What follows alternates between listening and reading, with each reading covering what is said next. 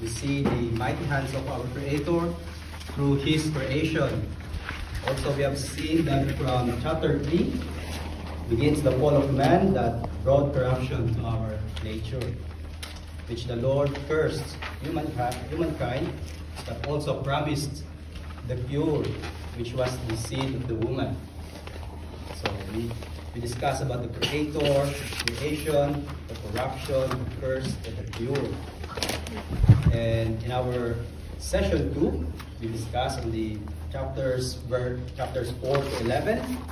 So that was our last session, and we saw that lethal effect of sin, to which we have seen the rotten heart of Cain as our example. But it did not stop there, because as time went by, the men multiplied, but also the sins were multiplied. And the intensity of it was so great that God destroyed the world through flood. But after the flood, it seems as though mankind during that time forgot about it and went back to sinning against God again. But this time they want to exalt themselves. They want to exalt themselves to heaven. So God confused their language and scattered them abroad. And however, all throughout this history, the grace and the mercy of God are working not in the background, but in the foreground. So you can clearly see it, the grace and mercy of God working. You see, when we read the Bible and position ourselves in the center, we might fall to the temptation to see God as a tyrant, resentful or unfair God. But when we read it and put the Godhead at the center of all history, then we can easily see the magnificence, the majesty, the beauty, the holiness, the mercy and grace and love of God. God is highlighted in every book of the Bible. We only need to humble ourselves to see it. So we discussed sin exemplified, sin intensified, sin magnified, and grace highlighted. So in this session 3, we're going to talk about Abraham. So we're going to discuss chapters 12 to 25. We're not gonna do the exposition of it. We don't have enough time to do the exposition of those chapters, but especially verse by verse. I'm just going to have an overview. Who is Abraham? Most of us are probably familiar with Abraham, as we see him in the Sunday school. You know that song? Right? Father Abraham. Father Abraham. So if you don't know that song, just ask the walls later on. He might actually do it with action. So yeah. So yeah, the lyric of the song goes like this: Father Abraham had many sons. Many sons had Father Abraham. I am one of them, and so are you. So let's just praise the Lord. And indeed, we have been adopted as the sons of Abraham through our faith in Jesus Christ. As we can see that in Galatians chapter 3, verse 29. And if ye be in Christ, then are ye Abraham's seed, and heirs according to the promise. Yeah, so if we are in Christ, we are sons of Abraham as well. So, in Genesis, as we have briefly discussed in session 1, means origin. And it narrates not only the origin of creation, but also the origin of our redemption. Here in the book, we can vividly see the progressive unfolding of God's redemptive plan. And part of it was Abraham. And so we will look at Abraham's story, and I have divided this study into 4 parts. God's calling, that's the first one. God's covenant, Abraham's challenges, and Abraham's commitment. So, but before we proceed, let us build our foundation first. Just what Moses did, he built the foundation by introducing Abraham and his lineage. So Moses, the writer of Genesis, started the story of Abraham from a genealogy. And we can clearly see the change of focus in narration in Genesis 11, verse 27. It says, now these are the generations of Terah. In the previous verses, we see the lineage of Shem. And the narration with a pattern like Shem begot Arphaxad. Arphaxad begot Selah. Someone begat Samtu, Samtu begat Samtri, and so on and so forth.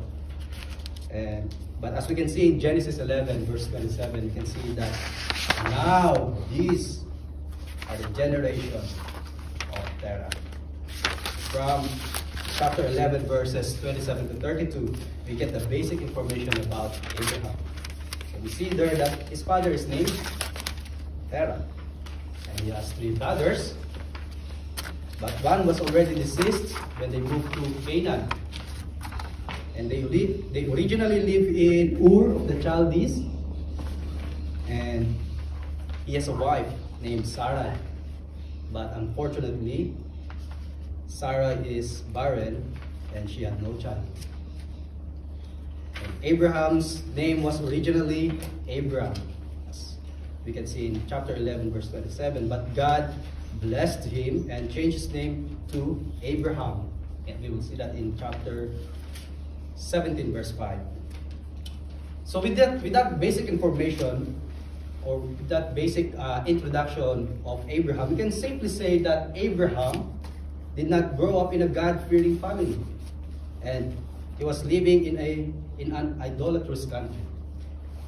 So we can see Matthew Henry commented like this: his country, Ur of the Chaldees, this was the land of his nativity, an idolatrous country where even the children of Eber themselves had degenerated. And we can see in Joshua chapter 24 verse 2. And Joshua said unto all the people, Thus saith the Lord God of Israel, Your fathers dwelt on the other side of the flood in old time, even Terah, the father of Abraham, and father of Nahor, and they served other gods. So you can see there, even Terah, the father of Abraham, served other gods. The other gods there is not the Lord, is not the one who created the universe. So it's not Yahweh in a sense. So one commentator again, F.B. Meyer, the inwardness of the movement of Terah's clan from Ur is given in Acts chapter 7 verse 3. That's the Stephen's account of Abraham. His father was unwilling for Abraham to go alone of his far pilgrimage, and so the whole family moved along the valley of the Euphrates to the famous port of Haran. So from Ur to Haran, so they moved with their father Terah. There was no other practicable way by which travelers could strike the route for Canaan. But Terah never advanced beyond that point, and it was only when his father was dead that Abraham resumed his march. So Terah stayed at Haran, but afterwards Abraham went on with his journey. So yeah, with this background, we'll now proceed with our main points of God's calling. Genesis 1 to 3. Yep. Okay. Now the Lord hath said unto Abram, Get thee out of thy country, and from thy kindred, and from thy father's house, unto a land that I will show thee. And I will make thee a great nation, and I will bless thee, and make thy name great. And thou shalt be a blessing, and I will bless them that bless thee, and curse them that curse thee. And in thee shall all families of the earth be blessed. So in chapter 12 verse 1, we can see that the Lord calls Abraham. So we can see that it was the Lord who initiated the call of Abraham. It was not the other way around. So it was not Abraham who called God, it was God who called Abraham. God called and commanded Abraham to get out of his country from Ur. It was not their father's God who called them, but the same God who created everything and found everything in his creation good. It was the same God who promised a Redeemer. The same God who flooded the earth but mercifully saved some. And the Lord called Abraham. It was not because of the famine, nor because they loathed their father's gods, nor because they wanted a better life abroad and hoped to get it from another country, nor because their father Terah decided to move out of Ur. No. The Lord called Abraham, and it was first heard from the latter's own country, Ur of the Chaldees. This is significant, I believe, because through this calling, Abraham acted in faith, which resulted in obedience. So that's God calling Abraham. So, and we can see that this is a challenging call for Abraham.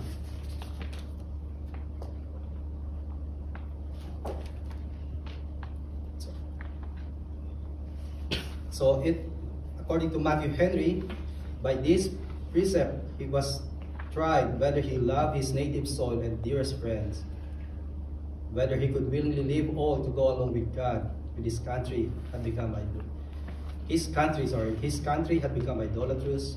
His kindred and his father's house were a constant temptation to him, and he could not continue with them without danger of being infected by them. You know, it is hard to leave a place where you're used to living, right? Let alone leaving your family. I remember when I first arrived here in Australia. I'm an international student. I'm from the Philippines. And praise God because Michael was there. He was there to guide me, but I must adjust and reorient myself. And I remember when I first talked to an Aussie bloke, in my mind I was like, what is he talking about? And I was like, is he even speaking in English? It's like, Philippines is a very Americanized country, so there's a very different accent. So when I first arrived here, sometimes I don't understand you, but to be honest, sometimes I don't understand you as well. So that's why there's a bit of buffering in a way. Yeah, but it is hard. It is hard to go to a place where everything is unfamiliar.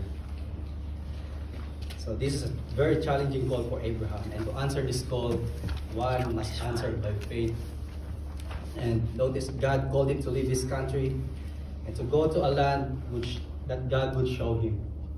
It's not even a calling that God will give him a land yet. So of course God will give Abraham the land, but initially the calling was, go there to a place where I will show you. But nevertheless, this is still a promising call, worthy of answering in an affirmative way. It is a promising call. God did not just call Abraham without the benefits of following him. God has a lot to offer to Abraham. Look at the promises God made to Abraham. And I will make of thee a great nation. I will bless thee and make thy name great, and thou shalt be a blessing. I will bless them that bless thee, and curse him that curseth thee. In thee shall all families of the earth be blessed. So note here, thee, King James uses Old English, so thee there is means you, or so it is used when speaking to one person, so it's a singular you. So, but right nowadays we use you either singular or plural, right? But this one, we say thee, specifically for that person only. So therefore we can conclude that these are promises of God to Abraham alone. So it is exclusive to Abraham. Great and encouraging promises which make God's calling by faith worthy of answering, and God's command worthy of obedience. So if you remember, Abraham's wife is barren and has no children, but God promises that he will make Abraham a great nation. God commanded Abraham to leave his country, but God promised he would make Abraham's name great.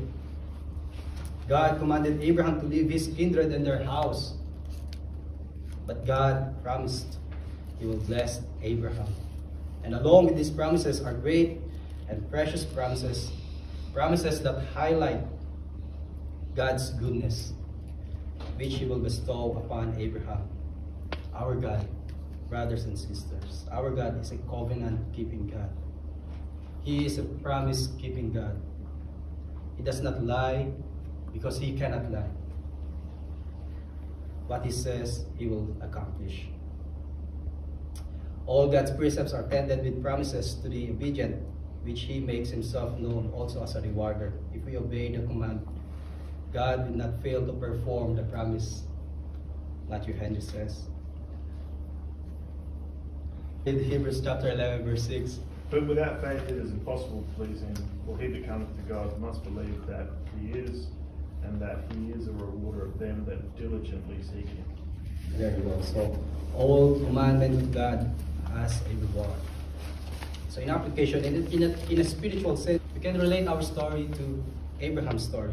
God called us to live our worldly inclination and sinful life, and He strengthened us so that by faith we can follow Him to a land that is fairer than day, and by faith we can see it afar. So I exhort you then to keep trusting, keep obeying, and never fear. Only trust and obey. Maybe some of us here are here for the first time. Maybe out of curiosity, or a friend has invited you to go here. But I want to tell you this, and for everyone as well. God is calling you. God is calling you, and believe in the Lord Jesus Christ. God is calling you to live your simple lifestyle. Stop chasing for vain things. Time is at hand. Look to the Lord. Look to the true God. Believe in Him and you will be saved. Confess your sins and you will be forgiven. This God who promises salvation and eternal life does not lie. He says, whoever believeth in Him should not perish but have eternal life. So that's God's calling. We will now go to God's covenant. God's covenant. So we can see here that God remembers His promises. So when Abraham departed from his country going to the land God had commanded him to go, the Lord did not abandon him. It was not like, hey, go there and I'll go this way. No, it was, go there and I'll go with you. The Lord sustained him and encouraged him by repeatedly reminding him of the Lord's promises. In Genesis chapter 12 verse 7. And the Lord appeared unto Abram and said, Unto thy seed I will give this land, and there builded he an altar unto the Lord, who appeared unto him. And after some time again, the Lord reminded Abraham of his promises in chapter 13 verses 14 to 16. And the Lord said unto Abram, after that Lot was separated from him, lift up now thine eyes, and look to the place where thou art northward, and southward, and eastward, and westward. For all the land which thou seest, to thee will I give it, and to thy seed forever. And I will make thy seed as the dust of the earth, so that if a man can number the dust of the earth, then shall thy seed also be numbered. So Abraham and his nephew went their separate ways because the land could not sustain their livestock anymore. So we can read that in the previous chapter. And there was a conflict between their herdsmen. And the separation of family members, and of course the separation of a family member is never a happy feeling, especially for a parent. I remember my first international flight going here. I remember my parents going to the airport. Did you cry? I'll get there. I'll get there. I remember, yeah. So they drove me to the airport in Manila. That's the capital of the Philippines. We said our goodbyes. So before I entered the airport facility to drop off my baggage, we said our goodbyes. I saw my mom. She was crying. But I did not cry yet, sorry. The crying part, that must have been what Abraham felt when Lot parted ways with him. Yes. But God is gracious. He is a gracious God. And right after Lot separated from him, God comforted him with good words and by assuring him of the promises. In Genesis chapter 15 verse 1. And after these things the word of the Lord came unto Abram in a vision, saying, Fear not, Abram, I am thy shield and thy exceeding great reward. So what happened here? So they separated ways, and someone conquered. Also, Lot went to Sodom and Gomorrah, and someone conquered Sodom and Gomorrah, and they captured Lot as well. And Abraham rescued Lot. So that's what's happening here. So that's in the previous chapter. So it's probably your assignment. Read Genesis. Yeah. So yeah, And after Abraham rescued Lot and defeated the kings who abducted Lot and offered his tithes to Melchizedek, all this happened in chapter 14. God reminds Abraham of his promises once more. Then God ratified or confirmed his promises. In Genesis 15 verses 17 to 18. And it came to pass that when the sun went down and it was dark, behold, a smoking furnace, and the burning lamp that passed between those pieces. 18. In the same day the Lord made a covenant with Abram, saying, Unto thy seed have I given this land. This passage is historic because in this manner it is as if God is signing a contract with Abraham. There are two ways we can look at this ratification of the covenant. Number one is, it is like a binding oath. It's a binding oath. So one commentator put it this way: in biblical times, covenants were ratified in blood. So they did sacrifice. It was customary for both parties to the covenant to pass between dismembered animals, signifying their agreement to the terms of the covenant. For example, in Jeremiah 34 verse 18. But here God made certain promises to Abraham, which were ratified by the sacrificing of animals. However, in this case, God alone passes through the animals, indicating that he is binding himself by a solemn oath to fulfill the covenant. So supposedly what should happen there is, when they should pass those animals, the dismembered animals, so the one who's making a covenant and the other party. So, but in this case, only God passed through the dismembered animals. So, yeah. And one commentator put it this way: as another ancient Near Eastern text in Jeremiah 34 verse 18 indicate, by passing between the torn animals, signifying the punishment due to those who break the covenant, God invokes a self-valedictory oath or curse upon himself should he fail to keep his covenant, because he can swear by no higher authority. God swears by himself to keep the covenantal terms. I've known you for that long. Hebrews chapter 6 verse 13 and 17. For when God made promise to Abraham, because he could swear by no greater, he swore by himself, wherein God, willing more abundantly to show unto the heirs of promise the immutability of his counsel, confirmed it by an oath. That scenario in Genesis chapter 15 verse 17 to 18, in a way, it is as if God is saying to Abraham, Abraham, this is my covenant with you. I cannot swear to a higher being or a higher authority than me, because there is no other higher authority than me. So I will swear by my name. So, and if I do not fulfill my promise to you, let me be a curse. Let me die like these animals. Let me, the immortal, be mortal. Let me, the immutable, be mutable. The eternal be temporal. So we have this new covenant as well, as we see in Jesus Christ. It's called the covenant of grace. It was ratified by the shed blood of Christ upon the cross. At the heart of this covenant is God's promise of redemption. God has not only promised to redeem all who put their trust in Christ, but has sealed and confirmed that promise with the most holy vow. We serve and worship a God who has pledged himself to our full redemption. So that's one way of looking the